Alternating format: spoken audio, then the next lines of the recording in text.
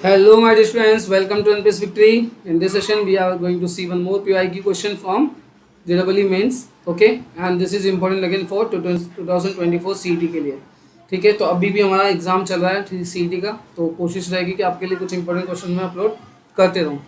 तो यहाँ पे आप ध्यान से देखो, if A vector, B vector and C vector are such that box product of ABC is given to us 4. Okay, then the value of A cross B cross C and C cross A.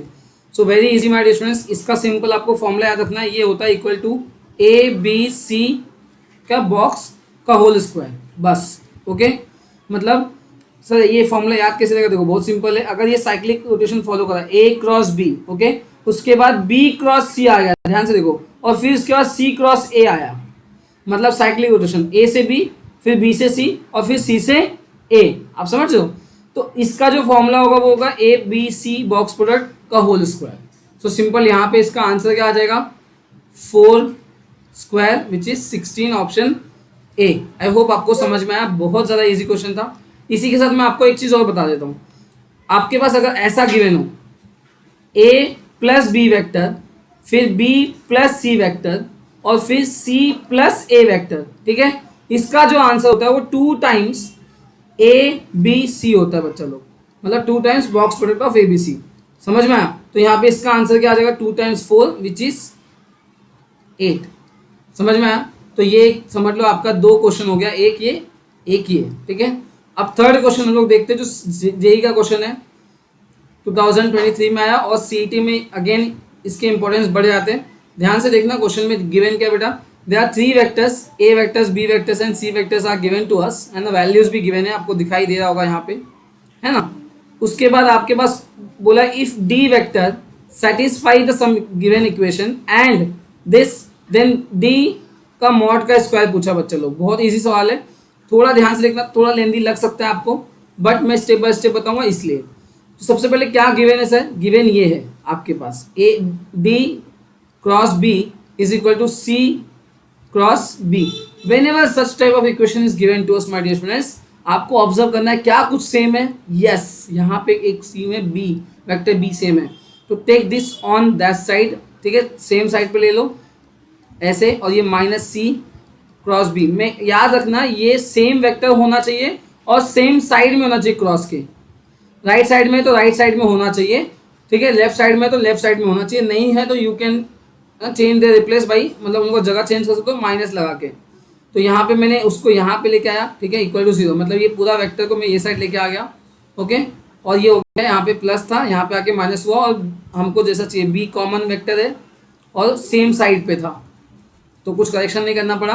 अब ये B vector cross जो है उसको common ले दो, तो ये जगह डी माइनस सी और यहाँ से क्रॉस बी वेक्टर कॉमन लिया, दैट इज इक्वल टू 0. सो बेटा दो क्रॉस प्रोडक्ट, दो वेक्टर का क्रॉस, एक तो ये वेक्टर हो गया और दूसरा ये वेक्टर हो गया. दो वेक्टर का क्रॉस प्रोडक्ट मतलब दोनों वेक्टर्स आपस में कैसे हैं? पैरेलल. इसका मतलब उनमें एक रिलेशन बनेगा D vector minus C vector equal to lambda B vector. My dear students, समझ में आया? बहुत ही सिंपल चीज़ है, ये आपको इतना समझ में आ जाना चाहिए. ये आपको अगर समझ में आ गया तो समझ लो आधी कहानी यहाँ पे खत्म, और यही इंपॉर्टेंट पॉइंट है यहाँ का, ठीक है. मतलब अगर कोई दो वेक्टर का क्रॉस प्रोडक्ट मेरे पास 0 आ गया, इसका मतलब ये होता है कि दो वेक्टर, ये एक वेक्टर और ये वेक्टर आपस में कैसे होंगे? कोलिनियर होंगे या तो पैरेलल होंगे. जैसे ये बात समझ में आती है तो हमारे पास वेक्टर्स जो गिवन है उसका यूज़ करते हैं हम लोग. मैं यहाँ पे लिख देता हूँ सोल्यूशन. क्या क्या गिवन है सर? ए वेक्टर गिवन है, ठीक है, बी वेक्टर गिवन है और सी वेक्टर गिवन है. तो डी हमारे पास नहीं दिया है माय डियर स्टूडेंट्स, तो डी वेक्टर ये हो जाएगा, D vector is equal to lambda B vector plus C vector. तो इसकी वैल्यूज निकाल लेते हैं हम लोग. लेमडा कितना है? लेमडा की वैल्यू नहीं मालूम, बस बी की वैल्यू मालूम है 3 आई कैप. तो मैं एक काम कर रहा हूँ, आप लोग को समझ में इतना तो आ ही गया होगा, मैं ना आई कैप ये सब नहीं लिख रहा हूँ, ठीक है. 3 -2 7 फिर प्लस सी क्या है? सी कितना है बच्चा लोग? 2 -1 4. बस आपको समझ में आ गया, मैंने आई जे के नहीं लगाया बस, ठीक है. अब क्या करना है देखो, ये लेमडा टाइम्स 3 हो जाएगा और ये है ना लेमडा मल्टीप्लाई होगा अंदर, लेमडा टाइम्स 2 -2 और 7, और ये आई के साथ आई का कोफिशिएंट, जे के साथ जे का कोफिशिएंट, तो मेरे पास डी वेक्टर मिल जाएगा my dear students in terms of lambda.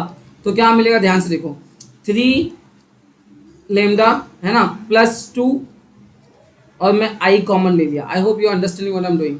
Okay, ध्यान से. फिर उसके बाद ठीक है, उसके बाद ये हो गया. फिर -2 लेमडा और यहाँ पे -1. ठीक है, और यहाँ पे मैं फिर से जे कॉमन ले रहा हूँ और बाहर में प्लस साइन लगाऊंगा क्योंकि मैंने माइनस वैसे ही रहने दिया अंदर. ठीक है, उसके बाद +7 लेमडा +4 और ये के कैप. समझ में आ गया क्या? मैंने इस बार यहाँ पे सब लगा दिया के cap. Okay, I hope you understanding. ये आई कैप था, ये जे कैप था, ये के कैप था.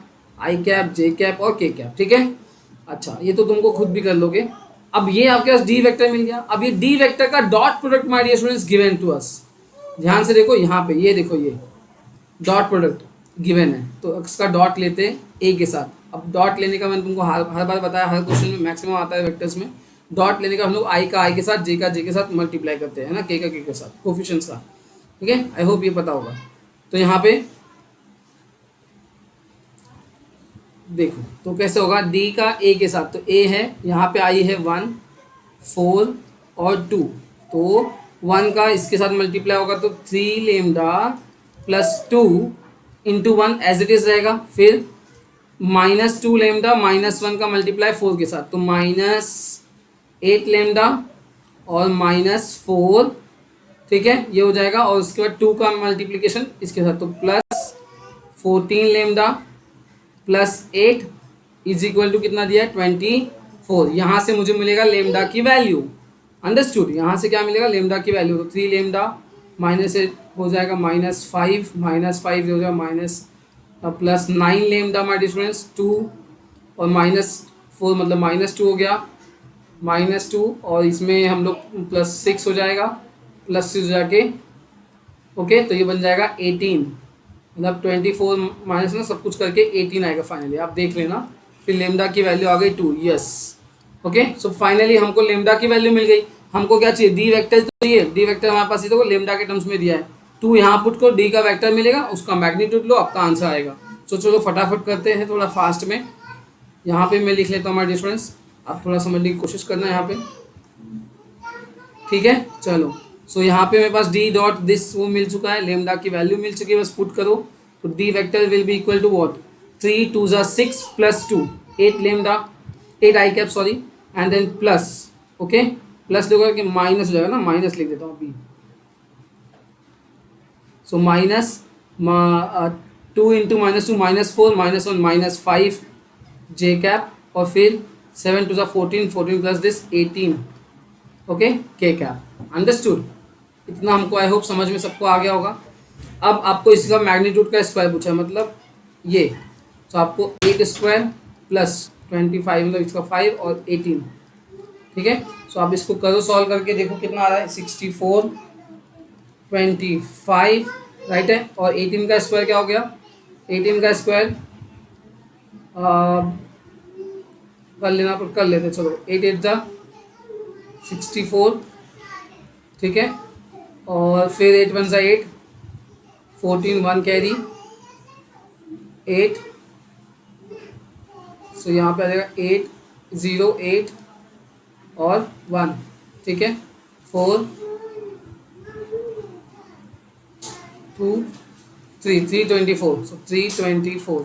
ठीक है, देखो याद रखना चाहिए ना ये सब चीज़, वैसे भूल गया था मैं. तो आप लोग भी इसको याद रखोगे. आपको एग्जाम में 100% याद ही होना चाहिए, कोई इसलिए दूसरा उपाय नहीं बच्चा लोग. ठीक है, इतना टाइम आप वेस्ट नहीं कर सकते. तो ये कितना हो गया 9 9 + 4 13 1 carry. So 10 11 1 carry. So 4 13 wow. So option में है D. So option D my dear students the correct answer 413. ठीक है, समझ में आया, 413 is the correct option D. So I hope you understand this video.